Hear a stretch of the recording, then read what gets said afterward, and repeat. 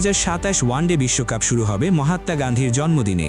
আফ্রিকার মাটিতে বসতে যাওয়া এবারের বিশ্বকাপ ঘিরে নতুন সূচির ইঙ্গিত দিয়েছে আইসিসি।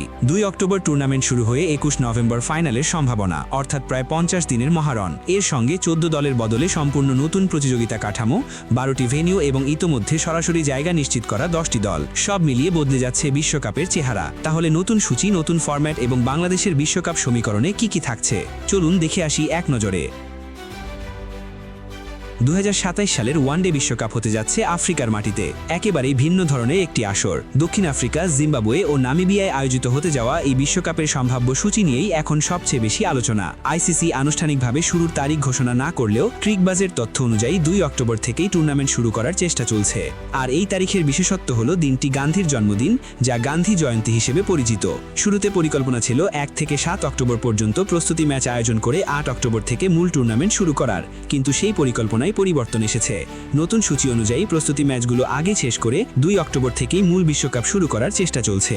ফাইনাল হতে পারে 21 নভেম্বর, অর্থাৎ 14 দলের এই বিশাল আয়োজন চলতে পারে প্রায় 50 দিন ধরে। বিশ্বকাপের ভেন্যু নিয়েও ইতোমধ্যে বড় প্রস্তুতি সম্পন্ন হয়েছে। আইসিসি 12টি ভেন্যুর নাম ঘোষণা করেছে। এর মধ্যে দক্ষিণ আফ্রিকার 8টি শহর, জিম্বাবুয়ের 3টি শহর এবং নামিবিয়ার রাজধানী উইন্ডহক রয়েছে। ফলে এবার শুধু একটি দেশের নয়, পুরো দক্ষিণ আফ্রিকা অঞ্চলের ক্রিকেট অবকাঠামোকে ঘিরেই তৈরি হচ্ছে বিশ্বকাপের আবহ। তবে এবারের সবচেয়ে বড় পরিবর্তন আসছে ফরম্যাটে। 14টি দল একসাথে সরাসরি মূল পর্বে যাবে না। র্যাঙ্কিংয়ের সবচেয়ে নিচের 3টি দলকে প্রথমে খেলতে হবে সুপার সিরিজ নামের একটি মিনি লিগ। সেখানে প্রতিটি দল পরস্পরের বিপক্ষে খেলবে এবং সেরা দলটি বিশ্বকাপে যাওয়ার সুযোগ পাবে। এরপর সুপার সিরিজের বিজয়ী দল যোগ দেবে বাকি 11 দলের সঙ্গে। এভাবে তৈরি হবে 12 দলের মূল পর্ব। সেই 12 দলকে 2টি গ্রুপে ভাগ করা হবে এবং প্রতিটি দল নিজ নিজ গ্রুপের অন্য দলগুলোর বিপক্ষে খেলবে। সেখান থেকে শুরু হবে আরও কঠিন সুপার 7 পর্ব। এরপর সেরা 4 দল সেমিফাইনালে যাবে এবং শেষ পর্যন্ত 2 বিজয়ী দল খেলবে ফাইনাল। বাংলাদেশের জন্য এই বিশ্বকাপ সমীকরণ অবশ্য ইতোমধ্যেই ইতিবাচক। স্বাগতিক দক্ষিণ আফ্রিকা ও জিম্বাবুয়ের পাশাপাশি Bharat, Australia, New Zealand, Pakistan, England, Sri Lanka, Bangladesh এবং আফগানিস্তান এই 10টি দল সরাসরি জায়গা নিশ্চিত করেছে। অর্থাৎ বাংলাদেশকে কোনো বাছাই পর্ব খেলতে হচ্ছে না। বাকি 4টি দল নির্ধারিত হবে আগামী বছরের শুরুতে অনুষ্ঠিত বাছাই পর্ব থেকে।